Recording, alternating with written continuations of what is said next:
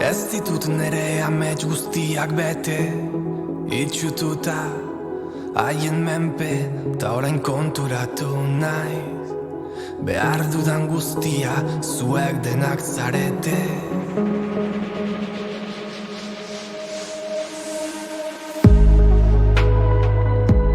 Patxadaz aritzen da Emilio Majuelo historiaz, letra larriz.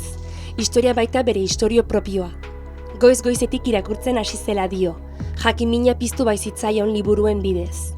Eta ikasketen ondoren, historia soziala, politikoa, mugimendu sozial eta sindikalak, eta gerra zibileko errepresioa plazaratu zuen tesian, bere bizitzan euskara uztartu bitartean.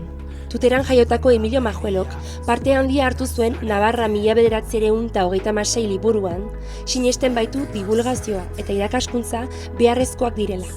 Eta irakasle jubilatuta baden arren, berak dio saiatu behar dela beti ikasten eta ulertzen. Beti kalean egiten genuen bizitza, familian oso modu estuan bizi ginen, esan nahi dut harreman aldetan eta gero ere ekonomikoki, hausokide guztiak berdin-berdintsuak ziren. Ez dut esango pobrezian bizi ginenik, ez da hori, baina oso modu xume eta niretzat normala. Gero askotan oroitu dut etxe eta kale horietan zegoen usainaz. Zeren herri txikietan gertatzen zen bezala, Tuteran garai hortan berdin sortatzen zen, iaia etxe guztietan baziren animaliak. Horrek ematen zion olako usaimen giro berezia eta gero eskola.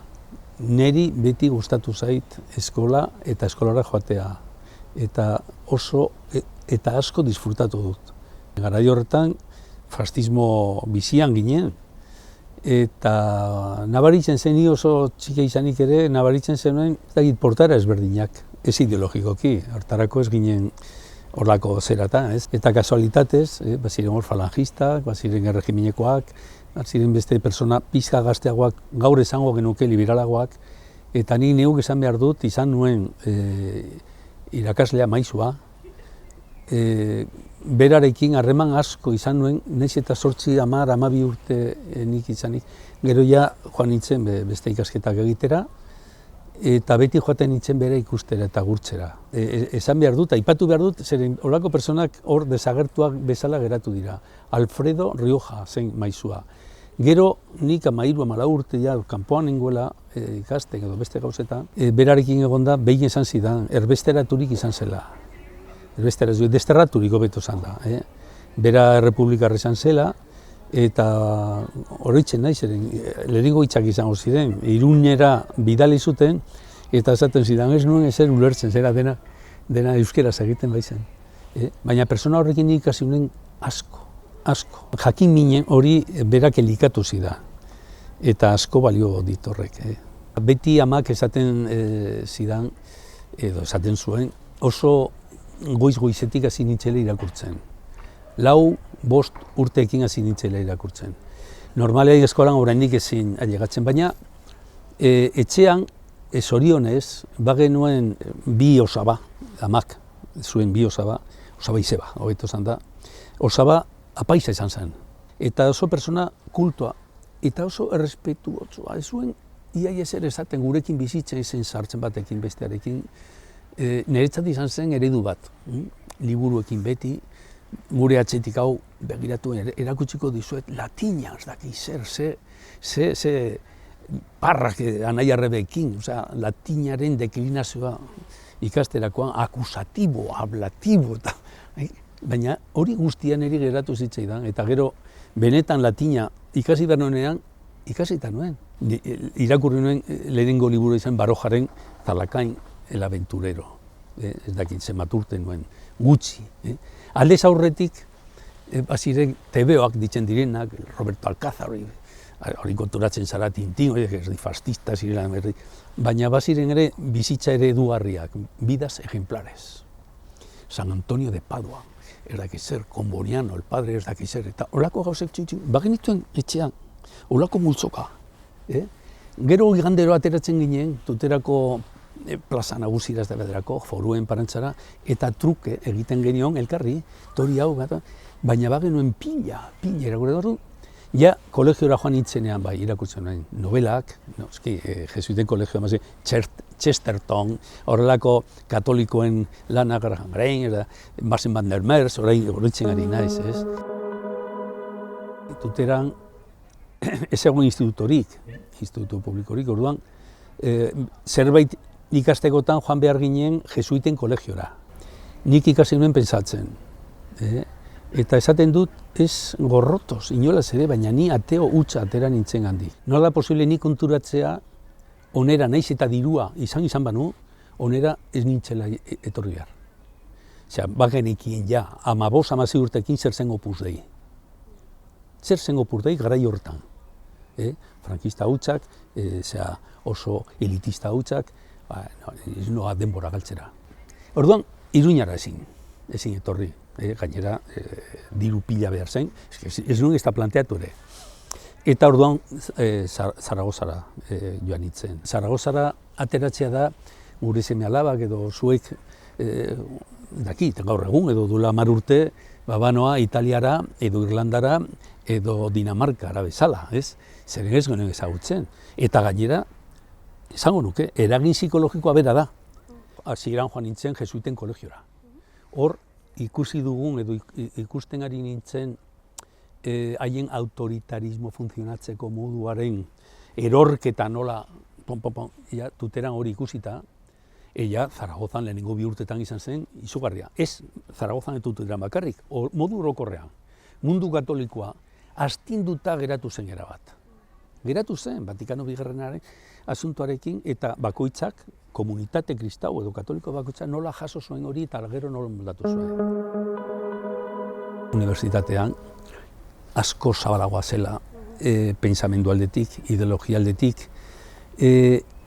aurreko mugimendu horretan gutxieneztik eta ekintz katolikoan joken, ziren garai hartako anarkosindikalistak, ez komunistak, anarkosindikalistak eta sozialismo eta, interesgarria zen, gaztea ginen, eta hori ez genuen ezagutzen, ez dugu inoiz ezagutu. Baina hor, unibertsitatean sartzen zareta ideologia aldetik, gauza pentsatzeko aldetik, askoz emankorragoa zen. Orduan ezen haustura bat, baizik eta beste ate batzuk ireki zirela. Eta ez da ideologikik bakarrik hor ziren maoistak, guevaristak, zitazionistak, troskistak, ez da hori, baizik eta beste modu batez gauzak ikusteko eta pentsatzeko aukera zegoela. Ez bakarrik langileria itxia, bere klase kontzientziarekin, 36 edo 31ko horrekin, hori berpiztua zen, baina hori bakarrik ez zegoen. Eta orduan hasi ginen jatuteran ere bai, baina ja antolatzen, klandestinitatean sartzen, borrokatzen, egin behar ziren gauzak egiten, propaganda, mintegiak, eztabaidak, irakasle frankisten aurrean jartzen eta eztabaidak, eta denetari izan zen, hori polizia zegoen, klase bakoitzan sekretuak, polizia sekretuak hor ziren, eta ez gero enteratu gara, ez bakarri polizia sekretua bizik, eta armadako ere, bere jendea hor zegoela. Orduan, alde batetik oso kontrolpean ziren gauzak, baina joan zitzaien eskuetatik. Itxegiten eri 71, 72, 72, hori izan zen izugarri. Orduan, mundu berri bat, normala, den bezala, beste mundu berri batetara joaten zara, edo joaten bazara, aurkitzen duzu. Eta hori da aurkitu genuena. Soldaduzkan egon da, Donostin egon nintzen.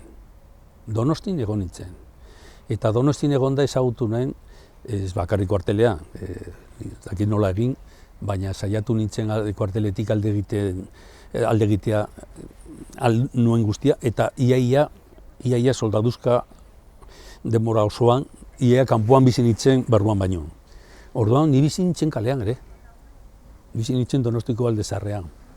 Eta ikusten nuen, hor zer gertatzen zen. Eta zer entzuten zen, eta zer irakurtzen genuen. Eta orduan, hitz egiten da herrialde batetaz, eta ez badugu ezagutzen, irudikatzen duzu, normala den bezala. Baina beti gustatu zait gauza berri batzuk egitea. Orduan, noa euskara ikastera. Euskara ikastearekin batera konturatu nintzen, ze mundua zegoen horren atzean. Ez da bakarrik gramatika bat ikastea, edo dakit hitz batzuk, edo dakit ikastaro batetara joatea, ez, da beste gauza bat. Eta orduan mundu berri bat aurkitu nuen, mundu berri bat. Eta esan nuen, hau nirea da, ere, besteare bai. Zer ukatzen inolaz ere. Baina, eta gero sorte handi izan nuen, ezagutu nuen neska laguna. Eta neska laguna ere Euskaldun berria da, izan zen, ja, Euskaldun berri zaharra gara. Baina Euskaldun berria zen, eta nik esan nion, oso gaizki biltzen itzen oraindik euskararekin, hemendik aurrera euskeraz bakarrik itzengo dugu. Zeren gauzak menderatu nahi nituen literatura, kultura, edozein gauza euskeraz jarduteko, jakin behar da. Orduan, horrela gaur arte egon gara, orduan beste munduko faktorekin primeran gaude, baina nik aurkitu nuen mundu bat esango nuke ez, unibertso bat.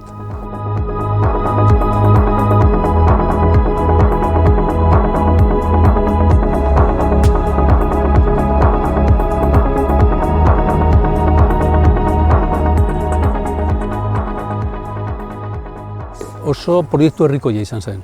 Eta liburu hori egiteko parte hartu zuten 100 pertsona.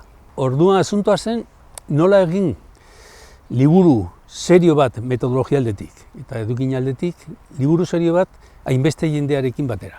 Zer artxibategitara joan behar zen, zer udaletxeko erroldetara, zer motako dokumentazioa ikusi behar zen, aktak eta bar. Gero parrokiako artxibategitara joan, ahal bazen ere artxibategi ofizialetara, militarrera, judizialera eta bar. Eta gero bibliografia, hor zegoen, ez zegoen hainbeste garai horretan, baina zegoen guztia begiratu zen, baita ere hemeroteka, noski, errepresioari buruz doa liburu honen gaia, horretaz ez zegoen gauz askorik, are gutxiago prentsan, dena den, hoberena, nire ustez, izan zen gaur egun deitzen den ahozko historia egitea. Zeren 1985 hasi zela liburu hau egiten, oraindik bizi ziren 36an errepresaliaturik izan ziren familia asko pertsona zuzenak. Eta gero ondokoa, lehenengo belaunaldikoa, oso garbi eta fresku zuen belaunaldi horrek hor gertatutakoa. Orduan, garbi eta telegrafikoki izango dut, haiengatik izan ez balitz, lekuko horiengatik izan ez balitz, hemen Nafarroan suertatu ziren pertsona asesinaturik eta hilketa guzti horiek ez genituzke inolaz ere jakingo. 188 terdi, gutxi gora bera, izan ziren artean, ez zen inoiz erregistraturik izan garai horretan. Orduan, zergatik dakigu? Bueno, familiengatik. Bazegoen behar sozial handi bat horretaz hitz egiteko eta jakiteko, eta pertsona hauek gai izan ziren horren inguruan proiektu erraldoi bat egiteko, akademikoki pertsona bat edo bi besterik ez ginen, ikerkuntzan, peto-petoan biltzen ginen, beste guztiak pertsonak kaleko jendea, herriko jendea. Oso arrakasta handia izan zuen, zeren pertsona horiek behar zuten bere familiaz suertatu zen guztia, hurbilpen hori eta errepresio aldetik eta hilketen aldetik oso liburu mardula. Esango nizueke gehiago, normalean, ikerkuntzan guk erabiltzen ditugu, historialariok, lehenengo iturriko, iturri ezberdinak, lehenengo eskukoak, bigarren eskukoak eta bar, ez? Lehenengo eskukoak hilketak jakiteko ez egoen, zer ez dago paperik, inork ez du esan, nik akatu nuen edo hau, baina liburu hau naiz eta bigarren mailako iturriak erabili, ahozko historia eta, normalean historialariok erabiltzen dugu lehenengo mailako iturria baliz bezala. Fidagarritasun handikoa da, handikoa. Eta ez bakarrik hilketen aldetik, baizik eta beste detaile askotan, presoak, emakume buruzoiak izan zirenak, eta oso lan ona egin genuen. badira gauza bitxiak, adibidez, horra agertzen dira datu asko, hiltzaileaz, agertzen dira gauza gogorrak, baina inork ez du epaitegira liburu hau eraman esan ez hau gezurra da. Hemen ez egon unibertsitate publikorik. Unibertsitate pribatuan bere gauzetan funtzionatute, ondo da, baina historia garaikidea bereziki zuten lantzen. Eta guk historia soziala bereziki landu nahi genuen. Ikusten genuelako ezagutzeko, guri iragana oraingoa eta gauzak aldatzeko tresna interesgarri izango zela. Hori da nire iritzia. Eta orduan elkartu ginen, pertsona asko, unibertsitatean oso jende gutxi zegoen. Baina historialari batzuk guen artean ezagutzen ginen, eta hortan, hasi ginen elkarrekin hitz egiten, eta instituto hau, elkarte hau, historialarion elkarte hau eratu zen. Egin ditugu guri mentegiak, egin ditugu kongreso gutxi, zeren normalean guk kongresoak egiten ditugu modu orokorrean horren beharra sentitzen dugunean. Baina normalean egin ditugu beste topaketa asko, beste formato batetan, Galizako historialariekin, Kataluniako toki askotako historialariekin, eta normalean hemen ikerketetan dauden edo institutuko inguruan diren personak, hor lanean daudela gai batetaz, beste batetaz, gai horren inguruan egiten dugu mintegi bat, esan edut, agian bi egunetakoa. Hasieran diru laguntza ikerketetarako jaso genuen, talde ederrak eratu ziren, gure kabuz hau guztia eginda, gero unibertsitatearekin nola ez, ikerketarako diru hori unibertsitatera bideratu zen, baina gero institutuak badu beste balio bat, eztabaidatzeko gunea edo zintokitan ez da lortzen. Unibertsitateetan ez da ere, zeren normala den bezala, irakasle bakoitzak baditu bere ideiak, baditu bere gogoak, baditu bere gaiak, eta orduan amankomunean gauza jartzeko ez da normalean sortatzen, ez da horrelako toki amankomun bat sortzen. Eta orduan institutua hortarako dago. Oso interesgarria da niretzat toki bat izatea, jendea non elkartzeko toki izanik, bere ideiak plazaratzeko eta eztabaidatzeko izatea.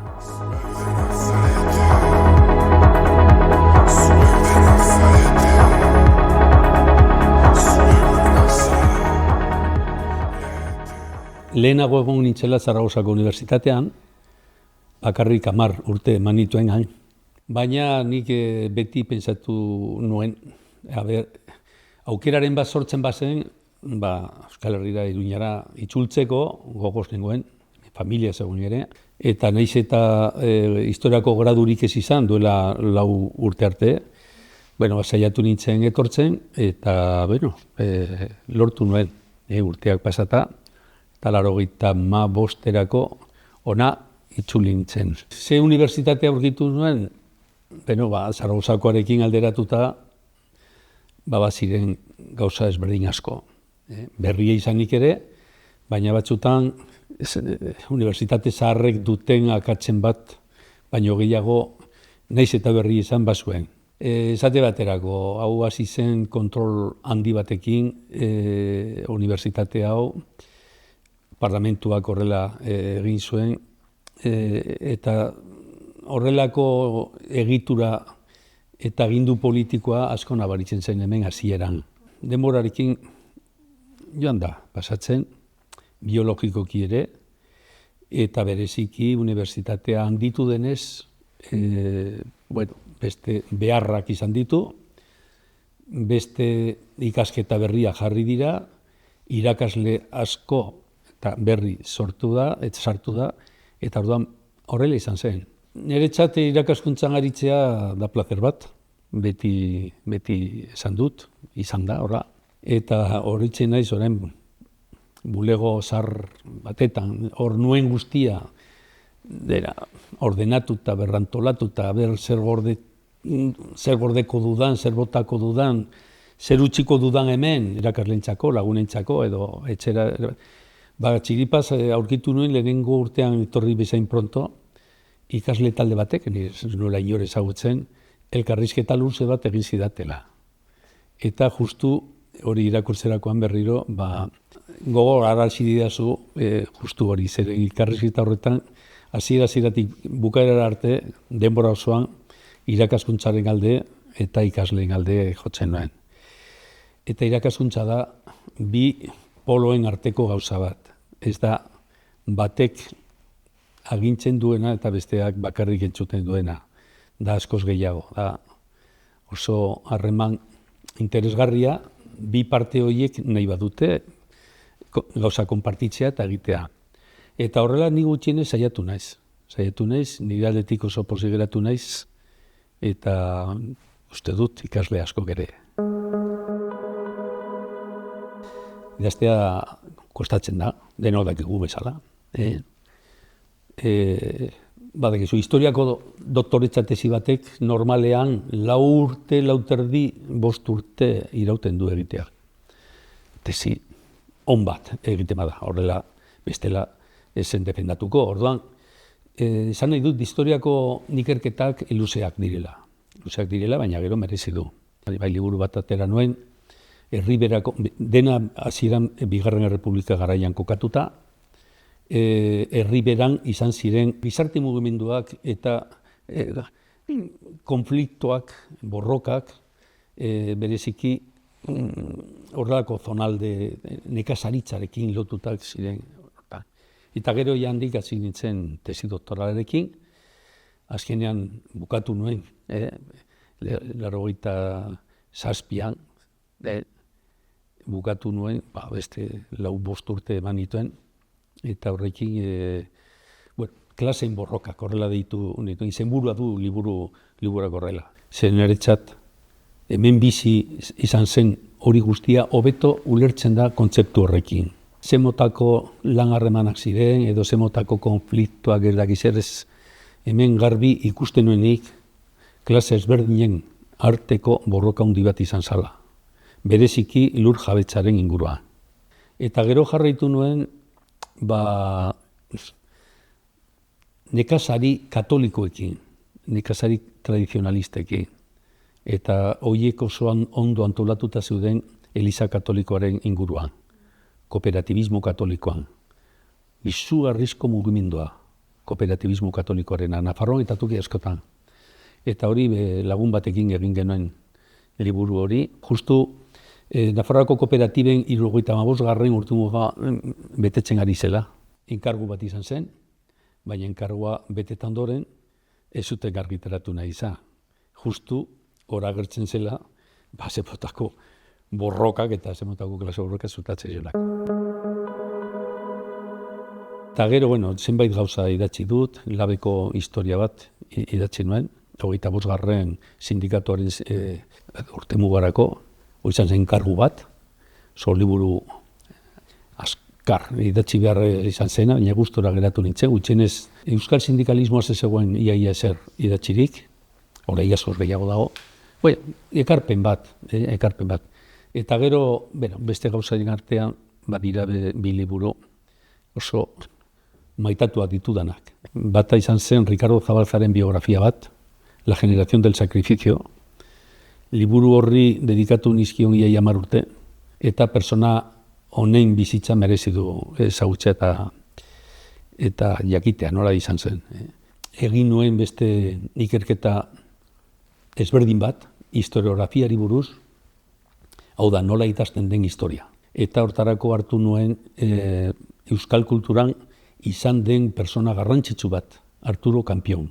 Katolikoa, oso, aita santuaren pean beti egin behar zena, baina oso persona kultua langile eta historialari moduan nire ustez oso persona serio. Persona bat ikertzarakoan ez zaude bere ideiak edo erlijiosoak edo politikoak defendatzen.